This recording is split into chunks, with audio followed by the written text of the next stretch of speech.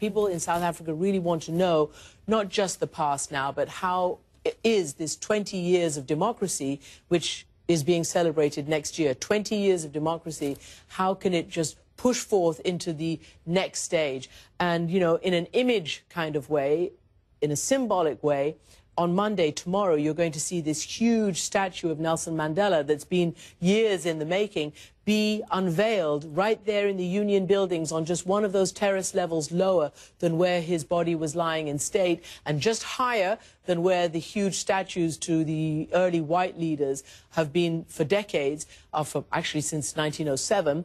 This is going to be on National Reconciliation Day, but it's also to celebrate 20 years of democracy. But because it comes in the wake of Mandela's death and his state funeral, it will also be seen as some kind of message that the future has to be one that all South Africans work very, very hard towards solidifying this legacy. And many of the leaders in the wake of Mandela's death have spoken about it. And Jacob Zuma, who, as you know, was booed during his speech towards the end of the commemoration at the stadium in Soweto, Johannesburg, gave a speech today at the state funeral, which talked a lot, not just about the memory of Mandela, but about what has to happen in the future. Has to be a nation that moves forward, and a nation for all its people, black and white.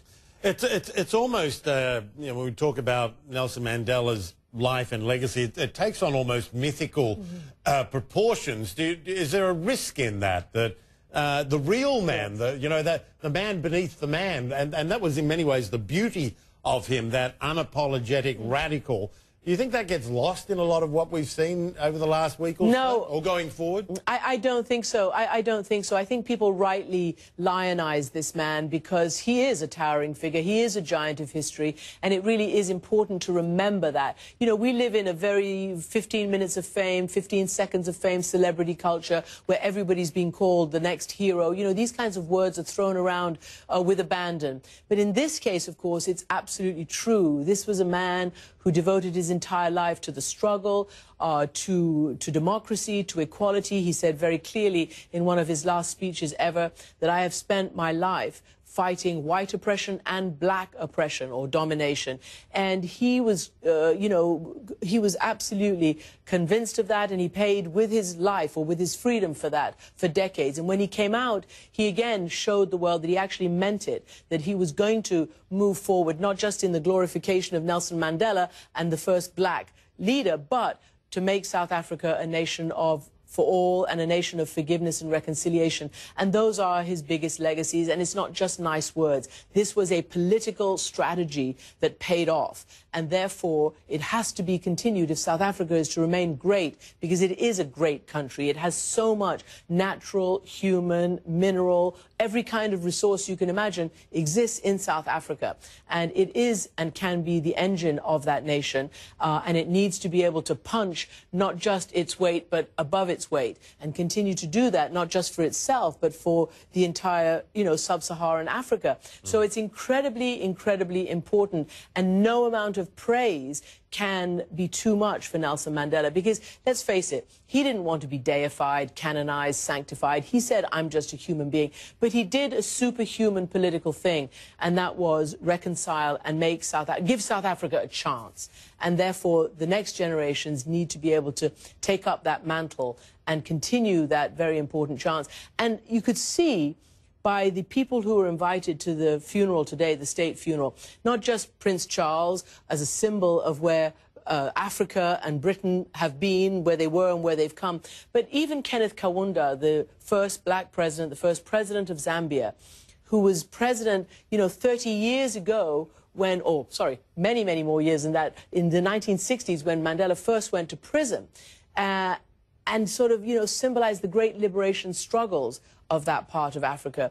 This has been a long time coming, and the next generations have to continue this fight in equality for all, economic equality for all, and to be able to continue this, this struggle and this legacy, because it's not over yet.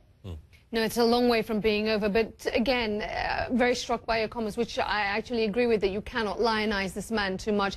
No amount of praise is too much for him. But I guess to pick up again on what Michael said in your conversation with him, does it set the bar impossibly high for any successor? Can anybody measure up? I mean, here's the thing. The bar is high. The bar of democracy is a high bar. The bar of equality is a high bar, but it's there. It can't be too high. These are the fundamental principles of human rights, of freedom, of democracy, and all the values that we've all grown up to respect. So the targets are clear. They're very clear. And anybody who wants to go into this line of work needs to be able to meet those targets. What's happened is that they have sort of walked backwards from the very attainable targets that Mandela set, because these are universal targets. They're not Mandela targets, they're universal targets and universal values and universal human rights that are enshrined in international law. And these are what any free and fair nation has to aspire to. So I don't think the bar is set too high at all. I mean, there will only be one Mandela in our history. But it doesn't mean to say individuals have to achieve that level, but they can achieve the level by which they give to their country, to their people, and to the world fundamental and basic economic rights, political rights, human rights.